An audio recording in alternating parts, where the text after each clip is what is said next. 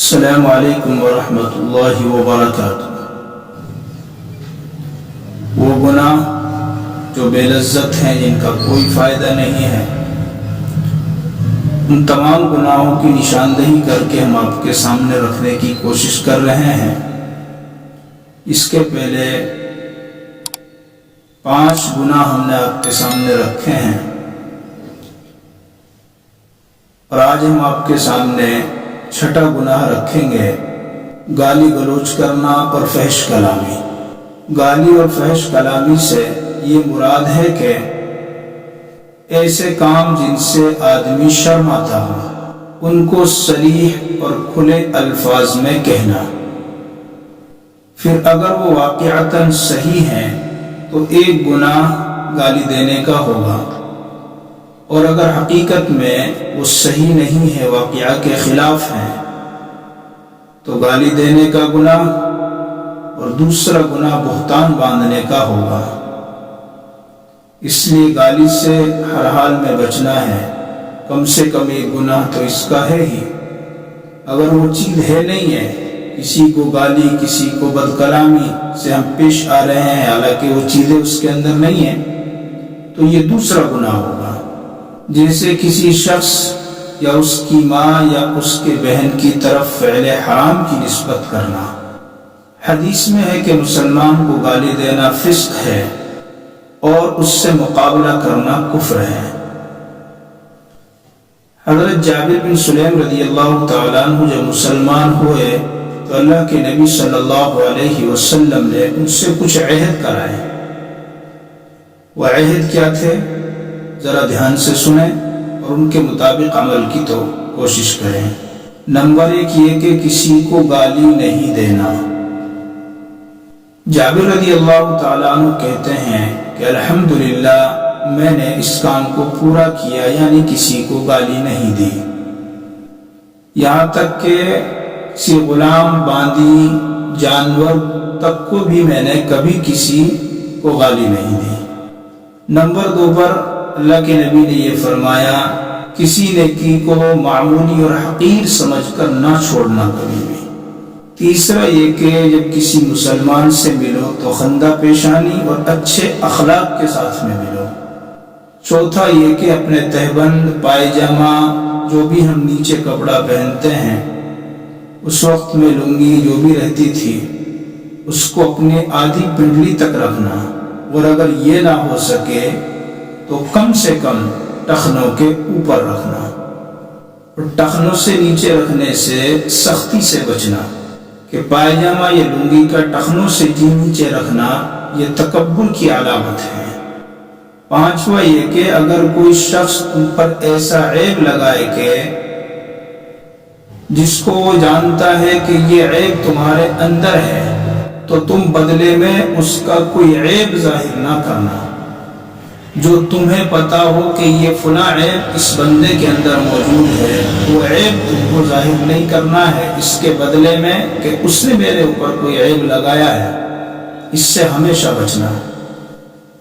اور ایک حدیث میں ہے کہ اللہ کے نبی صلی اللہ علیہ وسلم نے فرمایا، جو شخص کسی شخص کو عیب لگانے کے لیے ایسی بات کہے جو اس میں نہیں ہے، تو اللہ تعالیٰ اس کو جہنم میں اس وقت تک کے رکھیں گے جب تک کہ وہ اپنے کہے کی سزا نہ بھگت لیں۔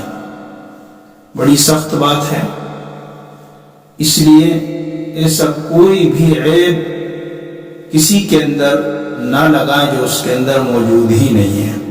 اور حضرت عبداللہ عمرو بن عاص ایک دن اپنی پھوپھی کے یہاں گئے، انہوں نے ان کے لیے کھانا منگوایا۔ باندی نے کھانا لانے میں دیر کر دی تو ان کی زبان سے نکلا، زانیہ جلدی کیوں نہیں لاتی ہو؟ عمرو بن عاص نے کہا، تم نے بہت بڑی بات کہی ہے، کیا تمہیں اس کی زنا کی اطلاع ہے؟ پھوپھی نے کہا، باخدا مجھے کوئی اطلاع نہیں ہے، محض غصے کی وجہ سے یہ لفظ میرے منہ سے نکل گیا ہے۔ حضرت عبداللہ رضی اللہ تعالیٰ عنہ کہتے ہیں کہ میں نے اللہ کے نبی صلی اللہ علیہ وسلم سے سنا ہے کہ جو مرد یا عورت اپنی باندی کو زانیہ کہہ کر پکارے جبکہ وہ اس کے زنا پر مطلع نہیں ہے، اس کو خبر نہیں ہے کہ یہ حقیقت میں زانیہ ہے، تو قیامت کے روز یہ باندی اس کو کوڑے لگائے گی۔ اس لیے کبھی بھی اپنی زبان سے کوئی ایسی بات کسی کو نہ بولیں، اگرچہ وہ غلام ہو یا باندی ہو، کسی کے لیے بھی نہ بولیں جو اس کے اندر نہیں ہے۔ اور اللہ کے نبی صلی اللہ علیہ وسلم نے فرمایا فحش کلامی سے بچو، کہ اللہ تعالیٰ فحش گوئی کو پسند نہیں فرماتے ہیں۔ فحش بکنے سے ایسی چیزیں مراد ہیں جن کے ظاہر کرنے سے سامنے والا شرما جائے۔ میں نے کسی کو کوئی ایسا لفظ کہا، اگر میں نے وہ کہا ہے تو سامنے والا شرما جائے تو یہ فحش کلامی کے اندر داخل ہے۔ اس لیے کبھی زبان سے ایسے لفظ کا استعمال نہ کریں کہ سامنے کو جو ہے شرمانا پڑے، اس کو شرمندگی اٹھانا پڑے۔ اس لیے اس طرح کی باتوں سے ہمیں بچنا چاہیے۔ اور ایک حدیث میں ہے کہ اللہ کے نبی صلی اللہ علیہ وسلم نے فرمایا مومن طعنہ دینے والا، گالی دینے والا اور اسی طرح سے فحش بکنے والا نہیں ہو سکتا ہے۔ ایمان والے کی زبان سے کبھی بھی اچھی ہی بات نکلتی ہے، گالیاں نہیں دیتا ہے، فحش کلامی نہیں کرتا ہے، بد کلامی نہیں کرتا، اسی طرح سے اور بھی غلط الفاظ کا استعمال اپنی زبان سے ایمان والے کی یہ شان نہیں ہے کہ وہ کرے۔ مگر افسوس ہے کہ اس بلا کے اندر عام مسلمان مبتلا ہیں، کبھی کسی جانور کو گالی دیتے، کبھی انسان کو گالی دیتے، ان کی زبان پر یہ گالی کا لفظ عام ہو جاتا ہے۔ ان کو گالی دینے کے بعد یہ احساس تک کہ نہیں ہوتا ہے کہ اس نے زبان سے کوئی گالی بکی ہے۔ اب ذرا یہ سوچئے کہ اس گناہ کے اندر کیا لذت ہے؟ کیا دنیاوی کوئی فائدہ ہے؟ نہیں ہے۔ کیا ہے؟ صرف ہماری ایک عادت بن گئی ہے، ذرا ذرا سی باتوں پر گالی دینا، ذرا ذرا سی باتوں پر بد کلامی کرنا، یہ ہمارا ایک مشغلہ بن گیا ہے۔ اللہ کے نبی صلی اللہ علیہ وسلم کے فرمان کی ہمیں کوئی پرواہ نہیں ہے، جب چاہیں جب گالیاں بک دیتے ہیں، جب چاہیں جب فحش کلامی کر دیتے ہیں۔ اس لیے ان تمام باتوں سے بچنا یہ ہماری سب سے پہلی ذمہ داری اپنی سمجھیں کہ کبھی مجھے کسی کو گالی نہیں دینا ہے، کبھی کسی کو برا بھلا نہیں کہنا ہے۔ ان تمام چیزوں سے ہم سب کو مکمل طریقے سے احتیاط کرنا ہے، بچنا ہے، تاکہ اس بے لذت گناہ سے ہم محفوظ رہ سکیں۔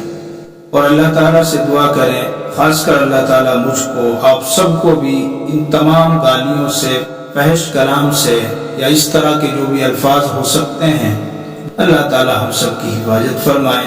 السلام علیکم ورحمۃ اللہ وبرکاتہ۔